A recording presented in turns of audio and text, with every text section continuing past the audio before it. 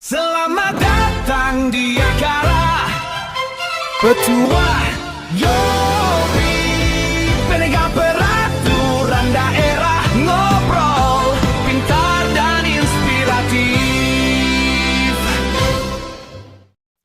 Halo Sobat Praja, salam Praja Wibawa.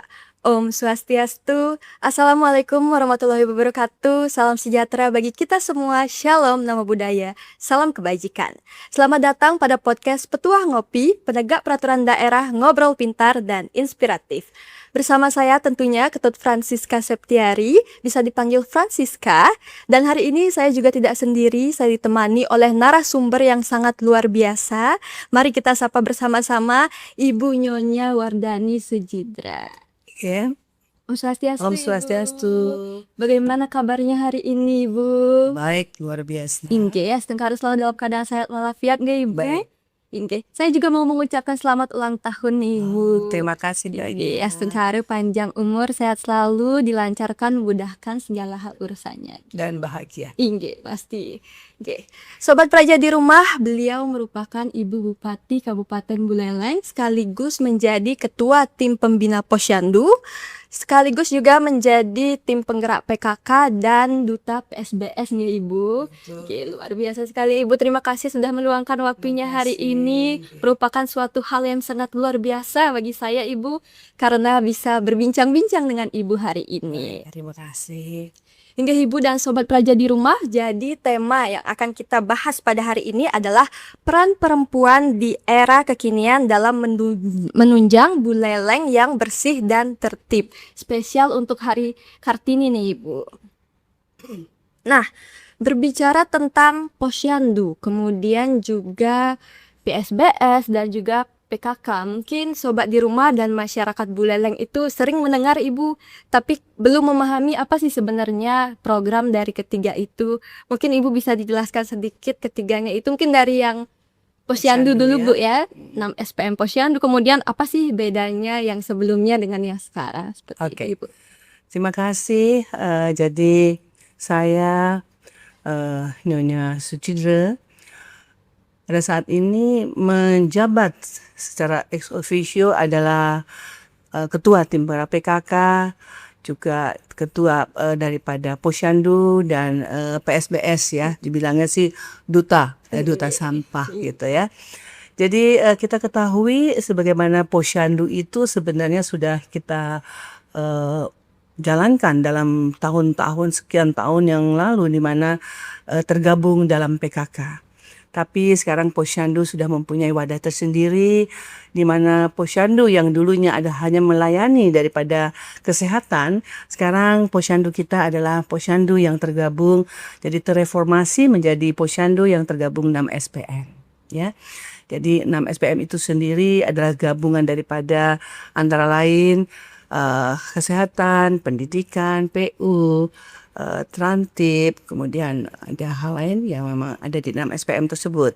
Nah, untuk hal ini kenapa sih Posyandu itu harus menjadi 6 SPM?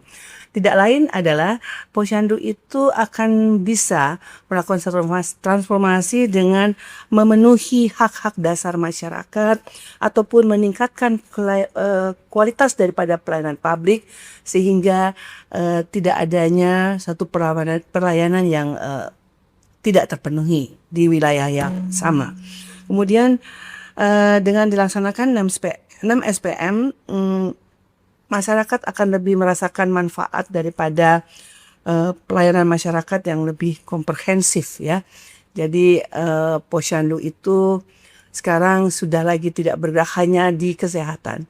Seperti tadi harus bekerja lebih komprehensif dan mempunyai suatu makna yang lebih luas.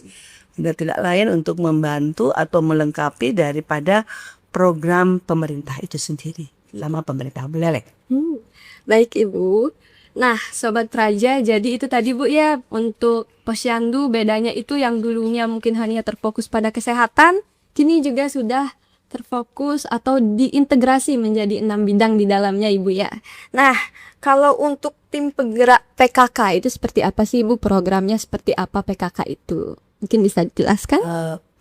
Baik, PKK sendiri itu kita ketahui adalah suatu pemberdayaan daripada keluarga, di mana PKK itu sudah diatur ya oleh peraturan Mendagri di tahun 5 tahun 2007, di mana gerakan PKK adalah gerakan nasional dengan menyatakan adalah pergerakan yang tumbuhnya dari bawah, dari kita dan oleh kita ya. Jadi PKK memang dilakukan oleh masyarakat itu sendiri dan untuk masyarakat itu sendiri. Dulu PKK salah satu yang dikatakan tadi Posyandu merupakan program yang berkecimpung di kesehatan, sehingga mereka masih terpikir kalau Posyandu itu punyanya kesehatan, punya puskesmas setempat. Sekarang tidak. Posyandu sudah punya wadah sendiri, dan PKK ini merupakan suatu kegiatan yang mana memperdayakan masyarakat itu, sehingga masyarakat atau keluarga yang lebih mempunyai kegiatan yang lebih luas menyatakan sebagai yang beriman dan bertakwa ya kepada Tuhan Yang Maha Esa. Jadi PKK jangan lupa itu ada satu mitra pemerintah ya, mitra pemerintah yang bergerak bersama-sama dengan kegiatan yang ada di masyarakat, di pemerintah itu sendiri. Ya. Jadi PKK itu sebenarnya memberdayakan sekali keluarga itu. Gitu. Nah, kalau untuk PSBS nih Ibu. Oke. PSBS kita ketahui kita mempunyai suatu slogan di mana PSBS itu sendiri adalah padas, itu dikatakan ya, sering katakan padas, salam padas. Jadi salam padas itu Ibu Gubernur kita memberikan suatu pencanangan dalam salam padas adalah pelemahan kedas, di mana dikatakan desaku bersih tanpa mengotori desa yang lain. Jadi katakan padas, pelemahan kedas, desaku bersih tanpa mengotori desa lain. Jadi di dalam kegiatan kita itu sendiri, kita memberikan suatu sosialisasi bagaimana kita berbuat, dari mana masyarakat itu khususnya rumah tangga bisa berbuat untuk melakukan suatu pemilahan sampah ya, yang berdasarkan keluarga itu. Jadi pemilahan sampah berdasarkan sumbernya ya. Di rumah tangga ada pemilahan dari sampah yang kita katakan ada sampah organik dan anorganik, mana itu dilakukan oleh kita untuk bisa mengolah sampah itu sendiri dan meringankan daripada pemerintah untuk tidak melakukan open dumping. Jadi dengan demikian sampah yang sifat organik bisa dikelola oleh masyarakat di rumahnya masing-masing, yang anorganik akan dikelola oleh pemerintah ya.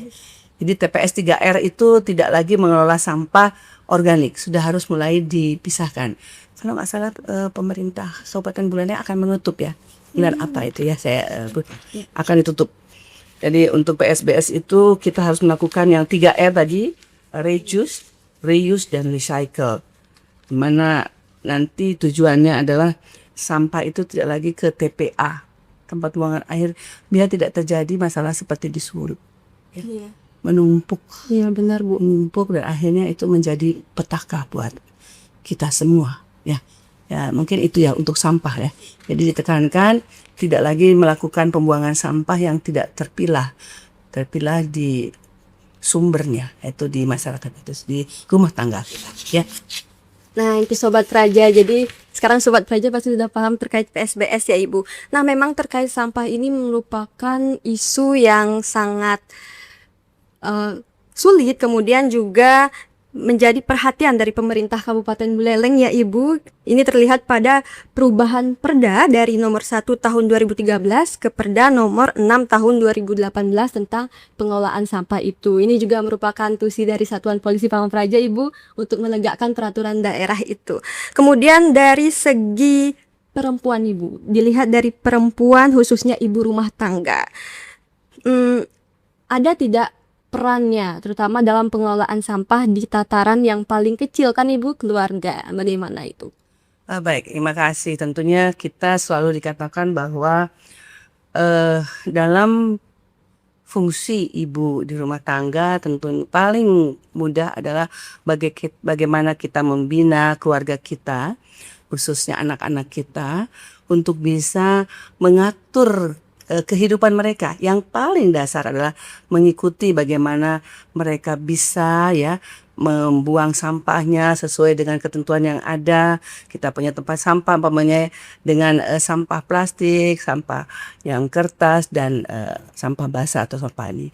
Jadi itu yang kita tekankan kepada keluarga kita untuk bisa membantu memilah sampah tersebut ya. Dalam keluarga kita harus bisa menegakkan apa artinya kita ikut menjaga semesta ini, menjaga daripada pemerintah kita. Karena kalau tidak salah dikatakan dengan kita melakukan hal tersebut hampir 65% daripada sampah yang ada di masyarakat itu sudah kita selesaikan pada rumah masing-masing. Jadi lumayannya 35 berarti pemerintah deh yang punya tugas harus menyelesaikan itu. Jadi tidak ada, harapan saya di Kabupaten Buleleng ini tidak terjadi pada tempat-tempat yang lain yang mana sampah itu terkumpul di depan rumah mereka dengan bungkusan-bungkusan plastik dan berbau tidak enak. Astungkare Buleleng, kalaupun ada mungkin sangat minimal, sangat sedikit sekali. Okay. Inggih, Astungkare masyarakat Buleleng sudah mulai nih Ibu untuk melakukan pengelolaan sampah itu dari rumahnya masing-masing. Namun masih ada juga kan Ibu, ada yang belum melakukan pengelolaan sampahnya dari rumah. Itu menurut Ibu apa sih yang menyebabkan hal tersebut bisa terjadi seperti itu? Ini kembali lagi kepada karakter kita.